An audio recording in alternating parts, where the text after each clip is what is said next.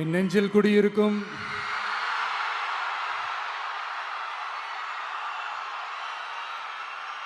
கரூர் சொந்தங்கள், உங்கள் அனைவருக்கும் என்னுடைய வணக்கம்.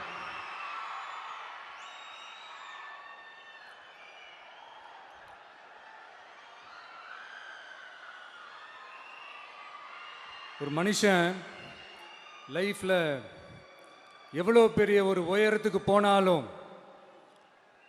மனசளவில் சில வலிகள், காயங்கள் அதை மறக்க முடியாது இல்லையா? எல்லார் லைஃப்லையும் அப்படி தான், நமக்கும் அப்படி தான். நிறையா வலிகள், காயங்கள் எல்லாத்தையும் தாண்டி தான் வந்திருக்கிறோம். ஆனால் எல்லாத்தையும் விட ரொம்ப ஜாஸ்தியான அந்த வலியும் அந்த காயமும் எனக்கு அந்த கரூர் சம்பவம் தான்.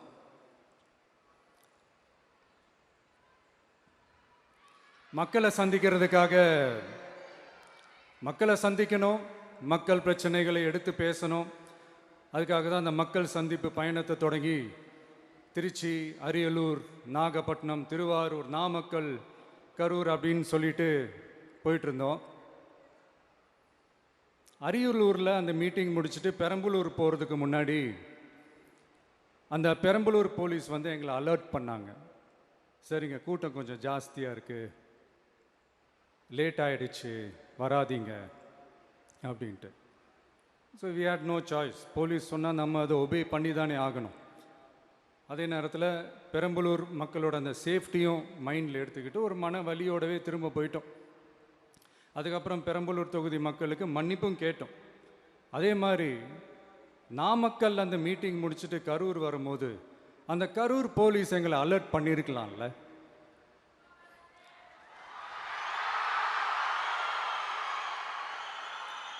இல்லை சார், இங்கே எதிர்பார்த்ததை விட கொஞ்சம் கூட்டம் அதிகமாக இருக்குது, கண்ட்ரோல் பண்ண முடியல, வராதிங்க. அண்ட் போலீஸ் நினச்சா அவங்க அந்த மீட்டிங்கே கேன்சல் பண்ணலாம். ஏதோ தப்பாக இருக்குது, ஏதோ தப்பாக தோணுது அப்படின்னு நினச்சிட்டாலே they have all the rights to cancel the meeting. எங்ககிட்ட கேட்கணும்லாம் ஒன்றும் அவசியமே கிடையாது. ஆனால் அதையெல்லாம் எதுவுமே செய்யாமல் அந்த ஹைவேல இருந்து அந்த ஸ்பாட்டுக்கு போலீஸே எங்களை உள்ளே கூட்டிகிட்டு வந்து விட்டு அந்த நாடகம்லாம் இருக்கு பாருங்க.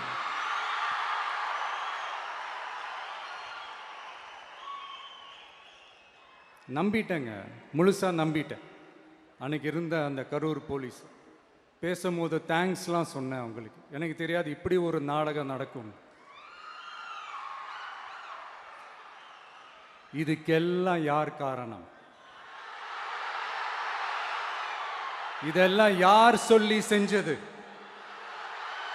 இப்படி பண்ணுங்க, அப்படி பண்ணுங்க, சப்போஸ் அப்படி நடந்தா இப்படி பண்ணுங்க, சப்போஸ் இப்படி நடந்தா இந்த மாதிரி இன்ஸ்ட்ரக்ஷன்ஸ்லாம் கொடுத்து அந்த ப்ரெஷர் போடுறது யார்?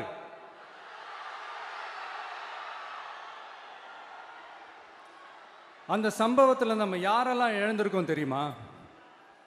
ஒரு டிவியில் என் படமோ பாட்டோ வந்துச்சுன்னா, அம்மா விஜய் மாமா, அம்மா விஜய் மாமா அப்படின்னு சொல்லி அவங்க அம்மா கிட்ட சிரிச்சுக்கிட்டு அந்த டிவி ஸ்க்ரீனை போய் தொட்டு முத்தம் கொடுத்துக்கிட்டு என் அக்கா தங்கச்சிங்களோட தங்க பிள்ளைகளை இழந்திருக்கோம்யா. மழலை கூட சரியா வராதப்போ ஒரு பேப்பர் மேகசினில் என் ஃபோட்டோவை பார்த்தா அது சிரிச்சுக்கிட்டு அந்த கள்ளங்கபடம் இல்லாத அந்த சிரிப்பு, அந்த கடவுள் மாதிரி இருக்கிற அந்த பச்சை பிள்ளைங்களை இழந்திருக்கோம்யா. என் அக்கா தங்கச்சி, அண்ணன், தம்பி, குடும்ப உறவுகளை இழந்து அந்த வலியோட இருக்கிற என்ன நீங்கள் ஏளனமா பேசுறீங்களா? என் மேலே பழிய தூக்கி போடுறீங்களா? இப்படி ஒரு சம்பவம் நடந்துருச்சு. இது ஏன், எதனால, அதுக்கான பின்னணி என்னன்ட்டு அந்த வலியோட வீட்டில் உட்கார்ந்துட்டு இருக்கிறேன். ஓடி ஒளிஞ்சிட்டான்னு வர சொல்றீங்களா? வாயின்னு முன்ன இருந்தா என்ன வேணாலும் பேசுவீங்களா?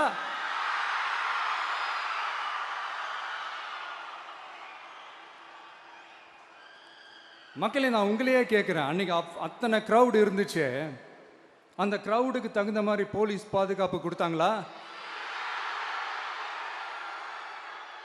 இந்த இடத்தை எடுத்துக்க சொல்லி நாங்க தான் சொன்னோம்னு ஒரு போலீஸ் ஆபீசர் பேட்டி கொடுக்கிறாரு. அதுக்கு என்ன அர்த்தம்? இவ்வளோ வலி, இவ்வளோ காயங்கள் கொடுத்துட்டு பழியை தூக்கி நம்ம மேல போட்டுட்டு அதுல ஒரு அரசியல் ஆதாயம் தேடுறீங்களேயா?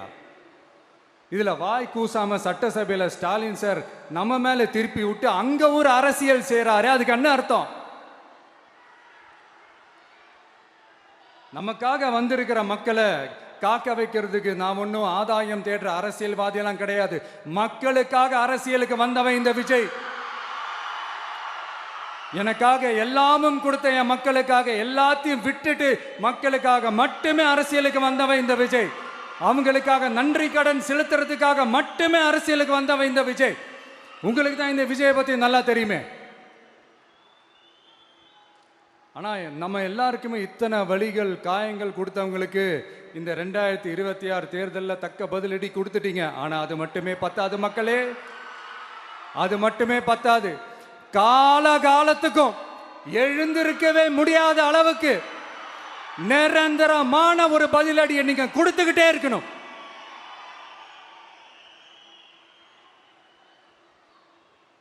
இப்படிலாம் பண்ணா நான் மக்களை விட்டு ஓடிடுவேன் நினைப்பா? யார் என்ன ஓடினாலும் நான் மக்களை விட்டு எல்லாம் ஓட மாட்டேன். அன்னைக்கும் சொன்னேன், இன்னைக்கும் சொல்றேன், நாளைக்கும் சொல்றேன், தில்லா சொல்லுவேன், கெத்தா சொல்லுவேன். பணமா ஜனமா அப்படின்னு கேட்டா என் ஜனம் தான்டா எனக்கு முக்கியம்.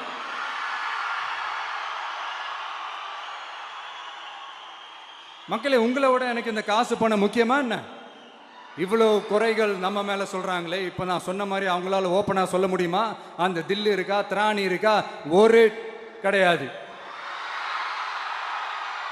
இந்த மின்சாரத்துறையில் இதுக்கு முன்னாடி போட முடியாமல் இருந்த அந்த பதவி உயர்வை இப்போதான் எங்களால் போட முடிஞ்சது. அதுக்காக ஒரு அக்கா அழுதுகிட்டே ஒரு நன்றி சொன்னாங்களே, அதெல்லாம் அவங்க கண்ணில் படாது அந்த வீடியோலாம். குறை சொல்கிறவங்களுக்கு அடுத்து லஞ்சம்லாம் ஒழிக்க முடியாது, ஊழல்லாம் ஒழிக்க முடியாது, அதெல்லாம் பிளட்டிலேயே ஊறி போய் இருக்கு அப்படின்னு சொன்னவங்க போய் ஒவ்வொரு கவர்மெண்ட் ஆஃபீஸாக பாருங்க. ஒரு பைசா லஞ்சம் இல்லை, ஒரு பைசா ஊழல் இல்லை. வேலையெல்லாம் சும்மா டக்கு டக்கு டக்குன்னு நடக்குது. ஒரு பெரியவர் ஒருத்தர் சொல்றாரு, தம்பி வேலையெல்லாம் நடக்குது, ஆனா அதையும் தாண்டி எங்களுக்கு மரியாதை கொடுக்குறாங்க தம்பி, உட்கார வச்சுலாம் பேசுறாங்க. இதெல்லாம் இதுக்கு முன்னாடி நடந்ததே இல்லை. அவனை போய் பாரு, இவனை போய் பாரு, இந்த ஆபீசரை போய் பாருன்னு சொல்லி அலைய விடுவாங்க. இப்ப லஞ்சம் இல்லை, ஊழல் இல்லை, வேலையெல்லாம் உடனே நடக்குது. மக்கள் அப்படி ஒரு பெருமூச்சு ஒன்று விடுறாங்க. அதை பார்த்து நமக்கு அப்படி ஒரு ஹாப்பினஸ். இதுக்கு மேல என்ன வேணும்? ஏன் இதெல்லாம் பண்ண முடியாது? மனசுன்னு ஒன்று இருந்தா பண்ணலாம். இப்ப பண்ணல. அதே மாதிரி இந்த எல்என்டி நிறுவனத்தோட 18,600 crore 3 திட்டங்கள் அந்த ஒப்பந்தம் அந்த கையெழுத்து போட்டிருக்கிறோம். கிட்டத்தட்ட 8,200 பேருக்கு வேலை வாய்ப்பு. நான் சொல்றது அந்த 3 மாவட்டத்தை சேர்ந்தவங்களுக்கே அவ்வளோ வேலை வாய்ப்பு.